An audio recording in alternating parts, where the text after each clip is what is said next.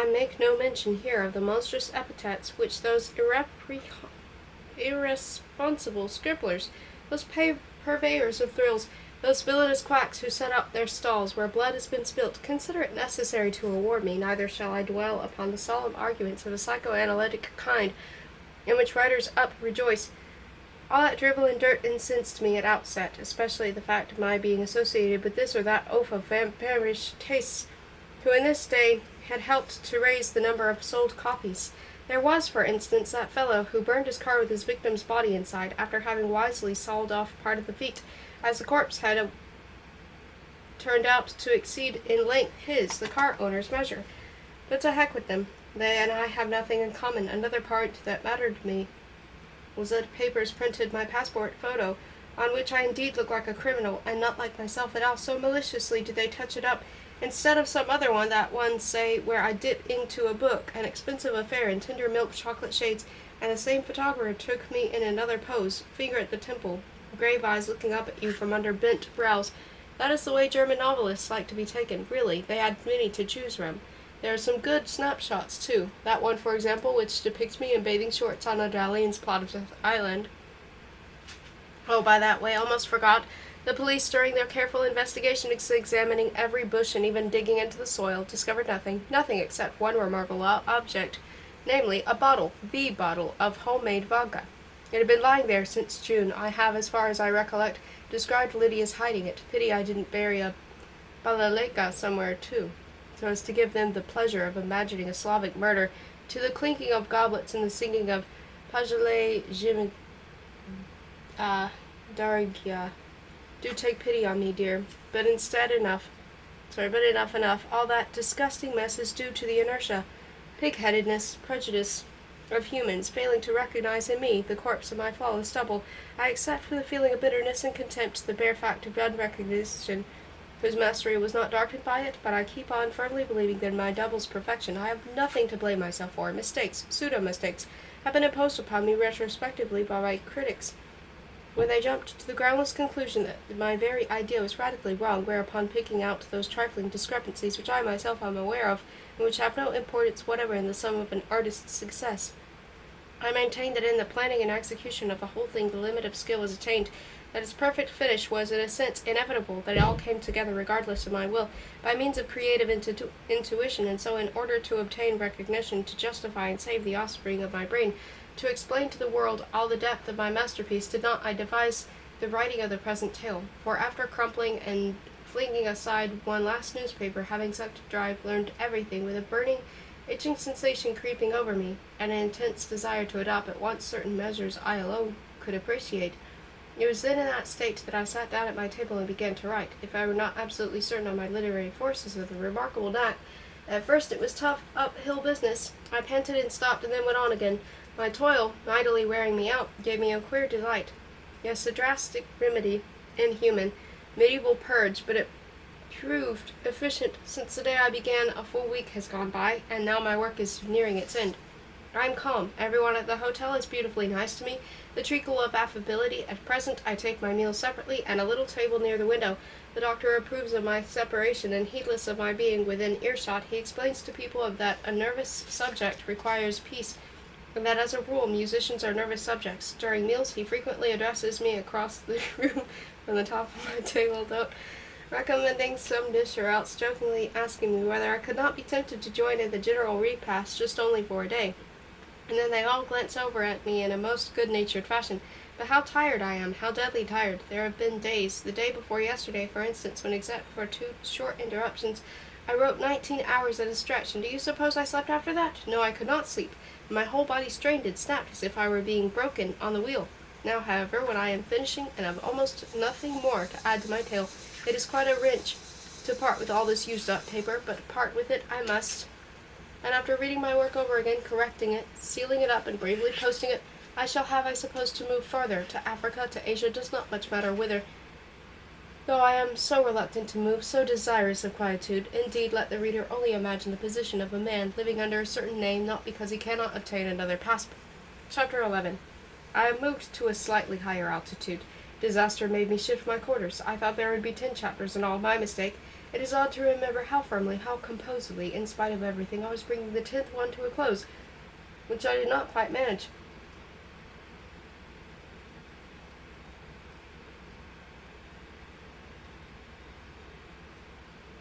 And happened to break my last paragraph on a rhyme to gasp.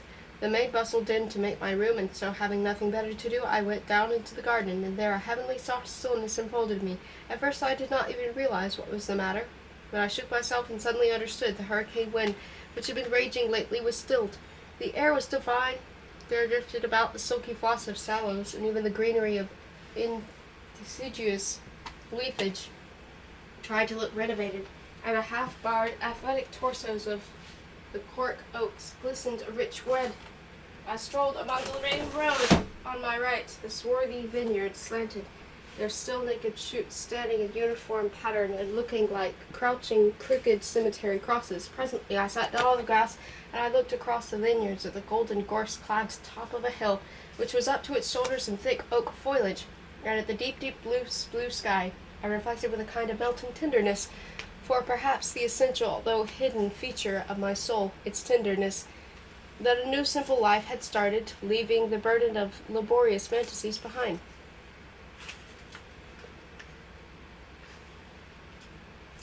Then, afar from the direction of my hotel, the motor bus appeared, and I decided to amuse myself for the very last time with reading Berlin papers. Once in the bus, I feigned to sleep and pushed that performance to smiling in my dream, because I noticed among the passengers the commercial traveler in ham. But soon I fell asleep authentically. Having obtained what I wanted in town, I opened the newspaper only when I got back, and with a good-humored chuckle sat down to its perusal. All at once I laughed outright. The car had been discovered. Its vanishing received the following explanation. 3 boon companions walking, on the morning of the 10th of March, along the highway, an unemployed mechanic, the hairdresser we already knew, the hairdresser's brother, a youth with no fixed occupation, espied on the distant fringe of the forest the gleam of the car's radiator, and incontentedly made towards it. The hairdresser, a staid, law-abiding man, then said that one ought to wait for the owner, and if he did not turn up, drive the car to the police station at Königsdorf. But his brother and the mechanic, both liking a bit of fun, had another suggestion to make. The hairdresser retorted, however, that he would not allow anything of the sort, and he went deeper into the wood, looking about him as he did so. Soon he came upon the corpse. He hurried back, hallooing from his comrades, was horrified at not finding either of them or the car. For some time he loitered about, thinking they might return. They did not. Towards evening he at last made up his mind to inform the police of his gruesome discovery, but being a loving brother, said nothing about the car.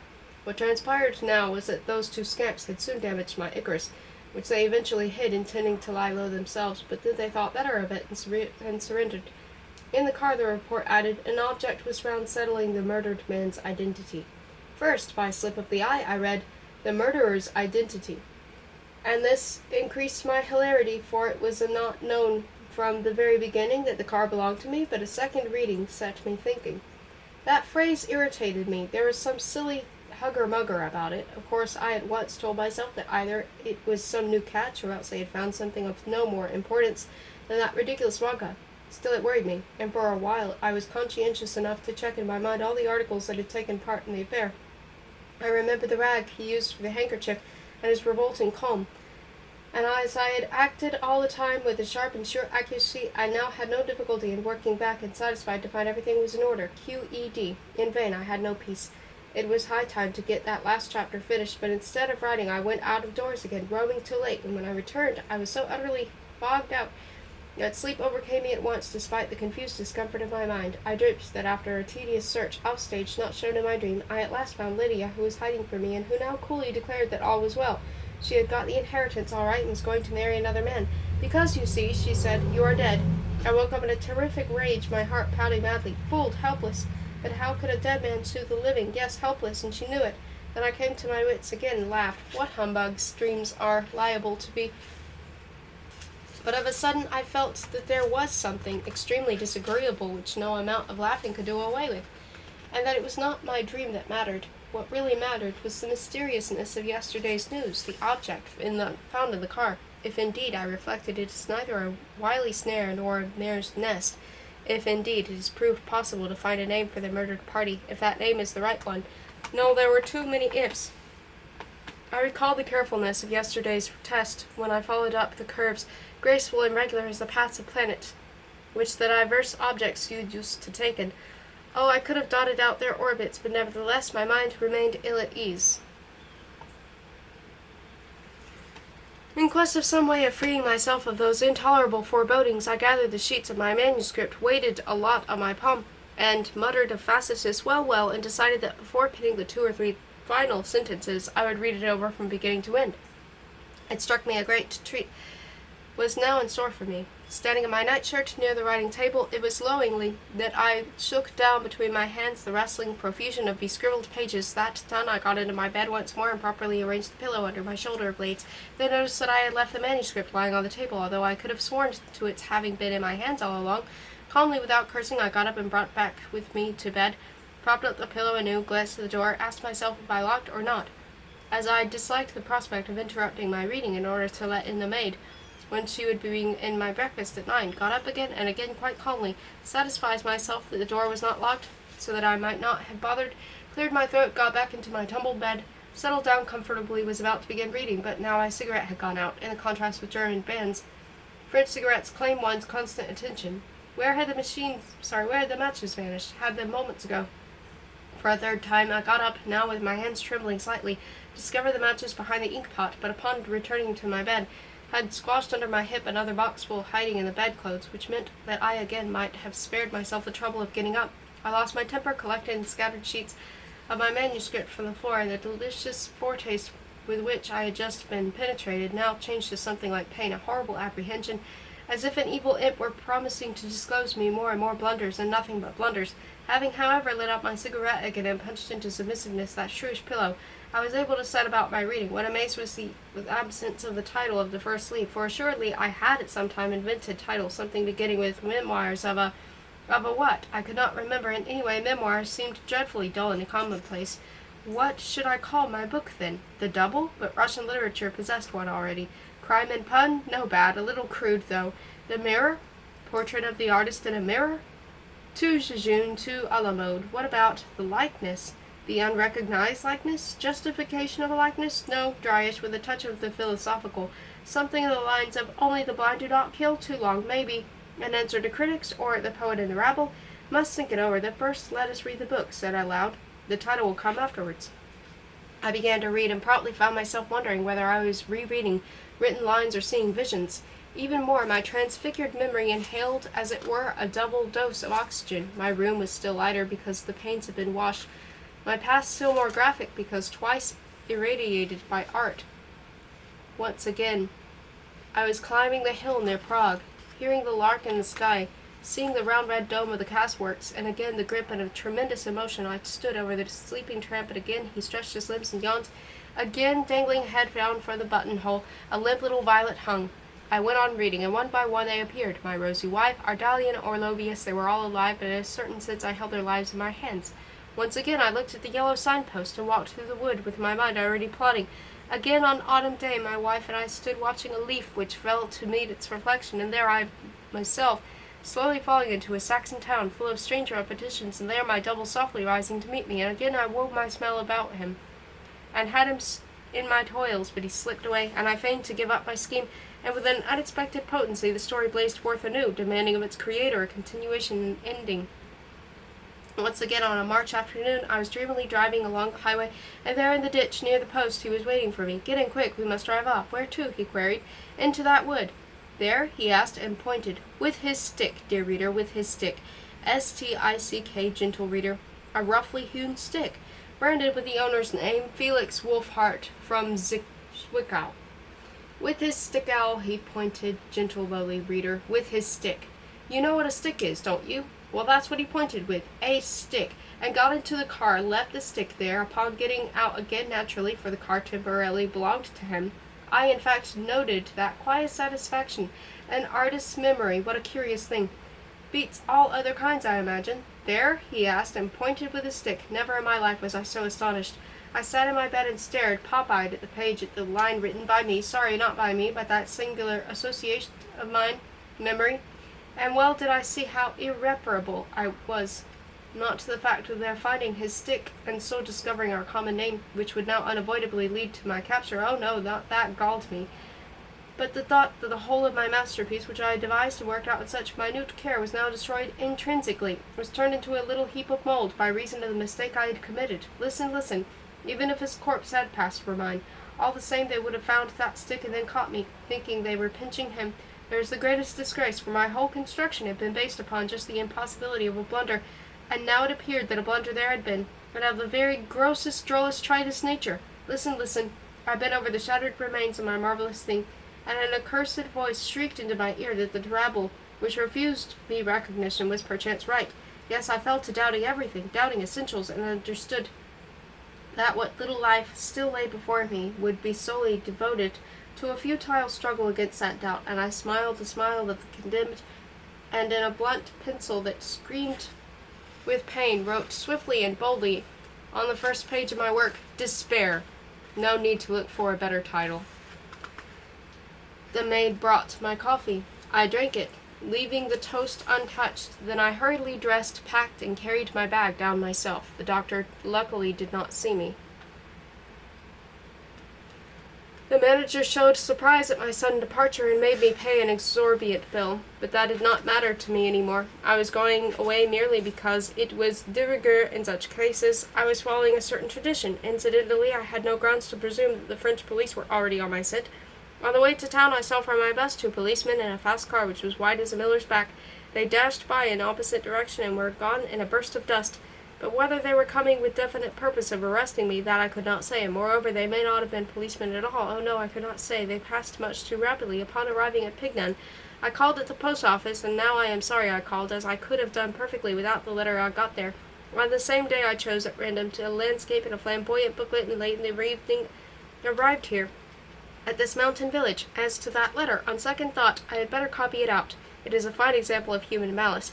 See here, I am writing to you, my good sir, for 3 reasons. 1, she asked me to do so. 2, my firm intention to tell you exactly what I think of you. 3, a sincere desire on my part to suggest your giving yourself up into the hands of the law, so as to clear up the bloody mess and disgusting mystery from which she, innocent and terrified, suffers, of course, most. Let me warn you, it is with considerable doubt that I regard all the dark Dostoevskian stuff that you have taken the trouble to tell her. Putting it mildly, it is all a darned lie, I dare say. A darn cowardly lie, too, seeing the way you played on her feelings. She has asked me to write because she thought you might still not know anything. She has quite lost her head and keeps saying you will get cross if no one writes to you. I should very much like to see you getting cross now. It ought to be wildly funny. So that is how matters stand. It is not enough, however, to kill a man and clothe him adequately. A single additional detail is wanted, and that is resemblance between the two. But on the whole world, there are not and cannot be 2 men alike, however well you disguise them. True, any discussion of such subtleties was never even reached, since the very first thing the police told her was that a dead man with her husband's papers on him had been found, but that was not her husband. And now comes the terrible part. Being trained by a dirty cad, the poor thing kept insisting, even before viewing the corpse, even before, does that come home to you? Insisting against all likelihood that it was not her husband, that it was her husband's body and none others. I fail to grasp how on earth you managed to inspire a woman who was and is practically a stranger to you such sacred awe. To achieve that, one ought to be indeed something out of the common in the way of monsters. God knows what an ordeal awaits her yet. It must not be. Your plain duty is to free her from that shade of complicity. Why, the case itself is clear to everybody. Those little tricks, my good man, with life policies have been known for ages. I should even say that yours is the flattest and most hackneyed one of the lot. Next point, what I think of you. The first news reached me in a town where, owing to meet some fellow artists, I happened to be stranded. You see, I never got as far as Italy, and I thank my stars I never did. Well, when I read that news, do you know what I felt? No surprise whatever. I have always known you to be a blackguard and a bully, and believe me, I did not keep back at my inquest all I had seen myself.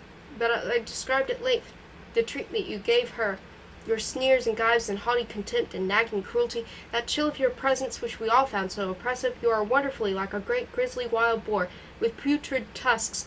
Pity you did not put a roasted one into that suit of yours. And there is something else I want to get off my chest, whatever I may be. A weak-willed drunkard, or a chap ever ready to sell his honor for the sake of his art. Let me tell you that I am ashamed of having accepted the morsels you flung me, and gladly would I publish my shame abroad, cry it out in the streets, if that might help to deliver me of its burden. See here, wild boar, this is the state of things that cannot endure. I want you to perish not because you are the killer, but because you are the meanest of mean scoundrels. using for your mean ends the innocence of a credulous young woman, who it is 10 years of dwelling in your private hell have dazed and torn to pieces. If nevertheless there is still a chink in your blackness, give yourself up. I should leave this letter without any comments. The fair-minded reader of my previous chapters could not have failed to note the genial tone, the kindliness of my attitude toward Ardalian, and that is how the man repaid me. But let it go. Better to think he wrote that disgusting letter in his cups. Otherwise it is really too much out of shape, too wide of truth, too full of libelous assertions, the absurdity of which will be easily seen by the same attentive reader. To call my gay, empty, and not very bright Lydia a woman frightened out of her wits, or what was his other expression, torn to pieces? To hint at some kind of trouble between her and me, coming almost to a cheek-slapping, really, that is a bit thick. I scarcely know in what words to describe it. There are no such words. My correspondent has already used them all up. Though true in another connection, and just because I had of late been fondly supposing that I had passed the supreme limit of possible pain, injury, anxiety of mind, I now came into so dreadful a state whilst reading my letter over. Such a fit of trembling possessed my body that all things around me started shaking, the table, the tumbler on the table, even the mousetrap in the corner of my new room.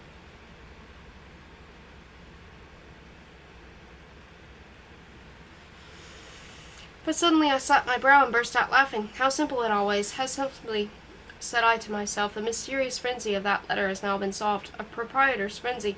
Ardalian cannot forgive my having taken his name for a church cipher, and staging the murder on his strip of earth.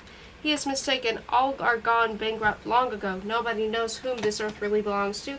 And enough about my fool Ardalian. The ultimate dab is laid on his portrait. With a last flourish of the brush, I have signed it across the corner. It is a better thing than the nasty colored death mask which that buffoon made of my face. Enough. A fine likeness, gentlemen. And yet, how dare he? Oh, go to the devil, I'll go to the devil. March 31st. Night. Alas, my tale degenerates into a diary. There is nothing to be done, though, for I have grown so used to writing that now I am able to desist. A diary, I admit, is the lowest form of literature. Connoisseurs will appreciate that lovely, self-conscious, falsely significant night, meaning readers imagine the sleepless variety of literary persons so pale, so attractive, but as a matter of fact it is night at present. The hamlet where I languish lies in the cradle of a dale. Between tall, close mountains, I have rented a large, barn-like room in the house of a dusky old woman who has a grocer's shop below. The village consists of a single street.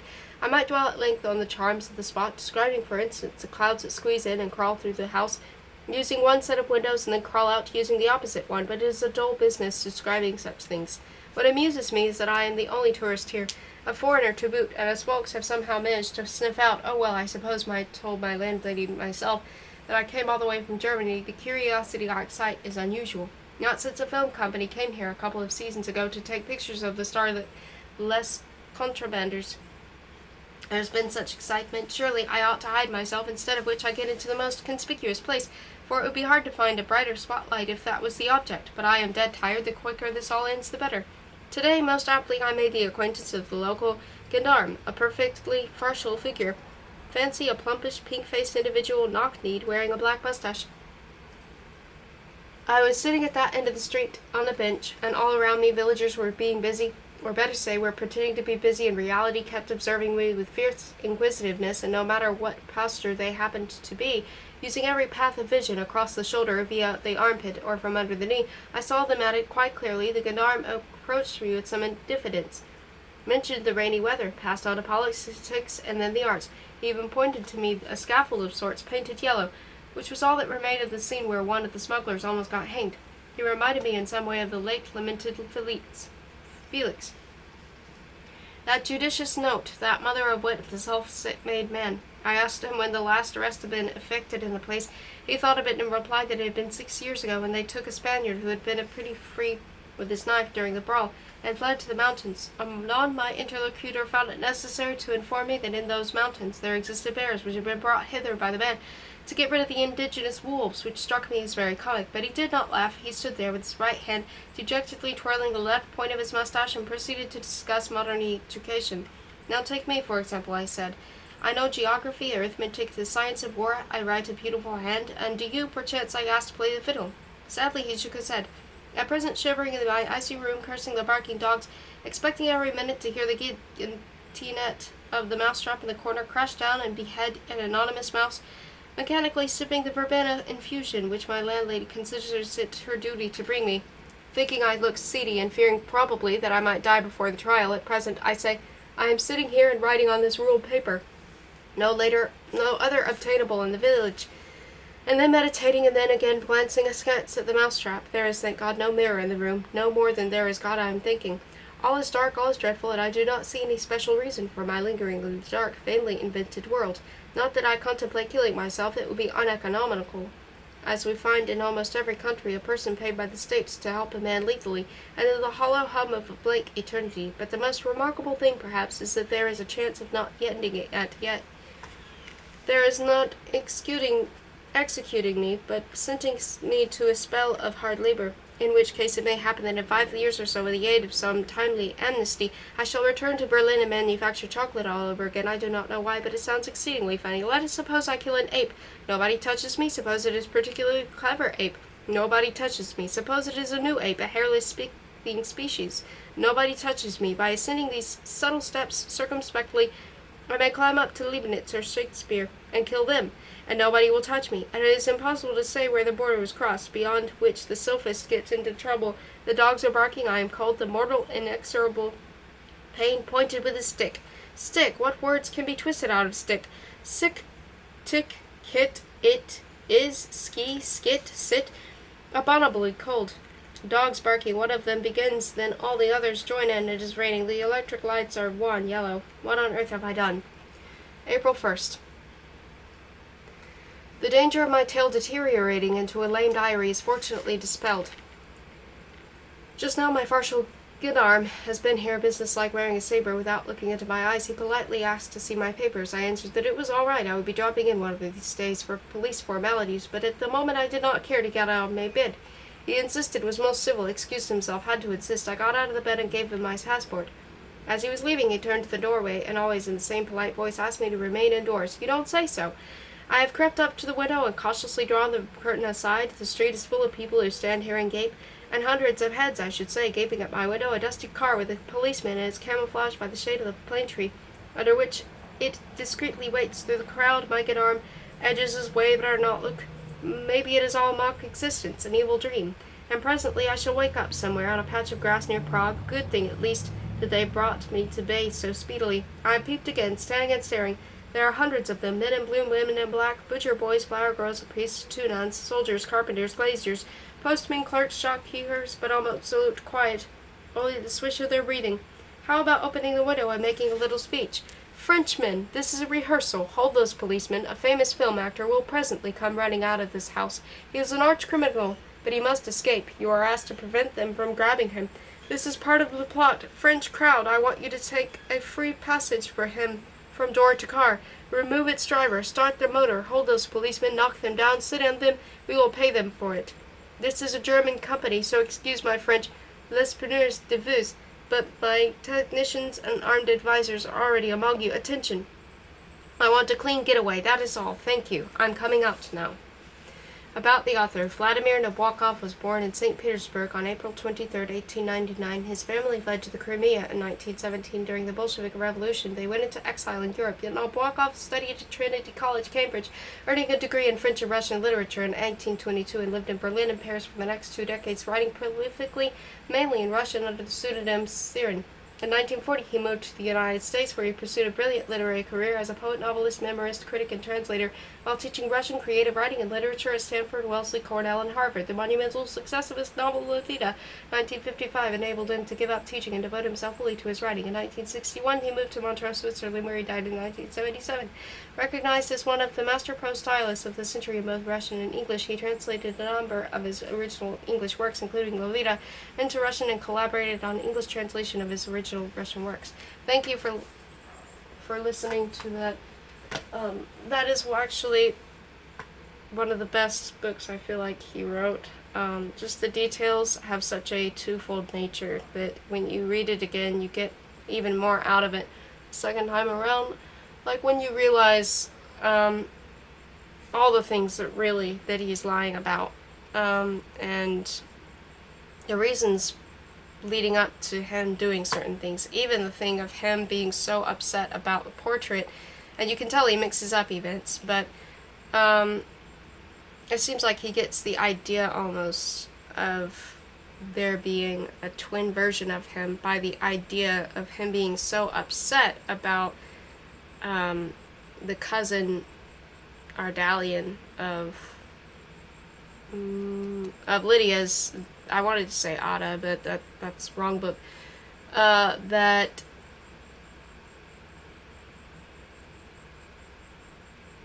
he's just so upset that he doesn't want to believe that there really is a resemblance between himself and the portrait that the man made. That he wants to almost make a mockery of it and convince himself that he can find something that looks even more like him than what his nemesis can. It's just... So that's part of the weird, absurd humor of it. There is a lot of weird, dark humor to it. For one thing, throughout the book, he wants to paint Lydia as stupid, and then she'll say something and it's obvious that she's actually smarter in ways than he is. And she'll say something that's really creative, and then he'll say, if only she were more creative. But it is sad. I mean, it's sad because, obviously she does not love him, but also it's sad because she does not love him, and is stuck with this man she doesn't love when she does love someone else. Anyway, so you do actually kind of feel sorry for her because somehow she ended up with this man who just makes her feel bad about herself at every turn. Anyway, thank you for listening. If there's any part that you would say is like your favorite part of it, or any parts that really stuck out at you, feel free to mention them in the comments. Thank you for listening. Goodbye.